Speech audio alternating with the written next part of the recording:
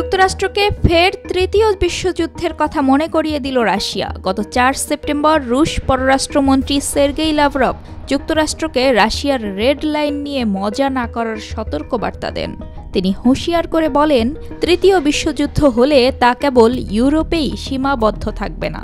এই নিয়ে মাত্র এক সপ্তাহের মধ্যেই দ্বিতীয়বারের মতো লাভরভ এই হুঁশিয়ারি উচ্চারণ করলেন।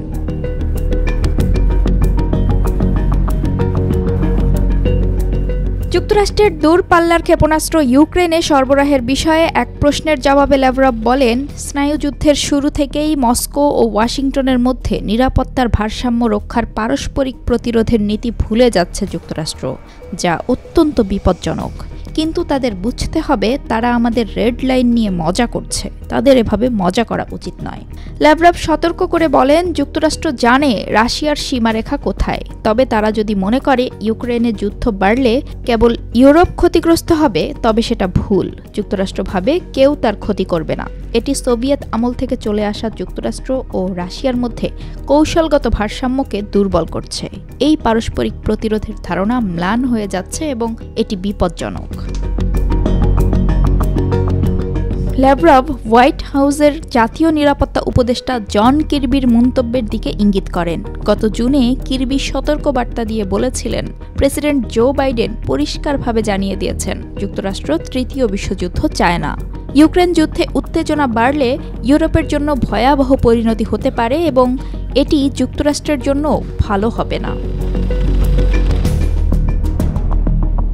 সম্প্রতি রয়টার্সের একটি প্রতিবেদনে বলা হয়, ইউক্রেনে দূরপাল্লার JASSM ক্রুজ ক্ষেপণাস্ত্র সরবরাহ করার বিষয়ে যুক্তরাষ্ট্রের সাথে দেশটির চুক্তি প্রায় হয়ে এসেছে।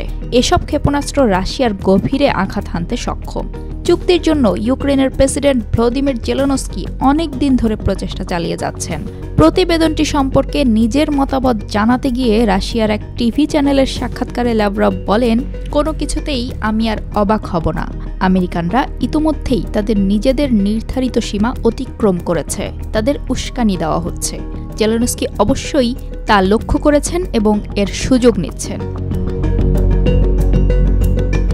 পশ্চিমা রাজনীতিবিদদের অনেকেই মনে করেন, পুতিনের পারমাণবিক অস্ত্র ব্যবহারের হুমকি নিছক ধাপ্পাবাজি।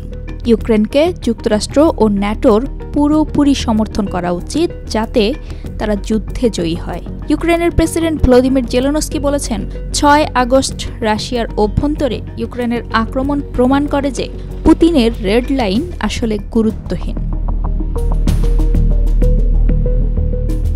2022 সালের ফেব্রুয়ারিতে ইউক্রেনে বিশেষ সামরিক অভিযান শুরু করার পর থেকে রুশ প্রেসিডেন্ট ভ্লাদিমির পুতিন বারবার পশ্চিমাদের সতর্ক করেছেন যাতে তারা রাশিয়াকে বাধা না দেয়, কারণ রাশিয়ার কাছে বিশ্বের সবচেয়ে বড় পারমাণবিক অস্ত্র ভাণ্ডার রয়েছে। তবু ওয়াশিংটন ও তার মিত্ররা ইউক্রেনকে সামরিক সহায়তা দেওয়া অব্যাহত রেখেছে, যার মধ্যে ট্যাঙ্ক, আধুনিক ক্ষেপণাস্ত্র এবং F-16 যুদ্ধ বিমান রয়েছে। 4 সেপ্টেম্বর ক্রেমলিন ঘোষণা দিয়েছে, যুক্তরাষ্ট্র এবং তার মিত্ররা ইউক্রেন যুদ্ধে উত্তেজনা বাড়িয়ে মস্কোর নিরাপত্তা ব্যবস্থা নিয়ে শঙ্কা তৈরি করায় রাশিয়া তার পারমাণবিক নীতি হালনাগাদ করছে। তবে পারমাণবিক নীতিতে কী পরিবর্তন আনা হবে বা এই পরিবর্তনগুলো কবে কার্যকর হবে তা নিয়ে রাশিয়া এখনও কোনো মন্তব্য করেনি।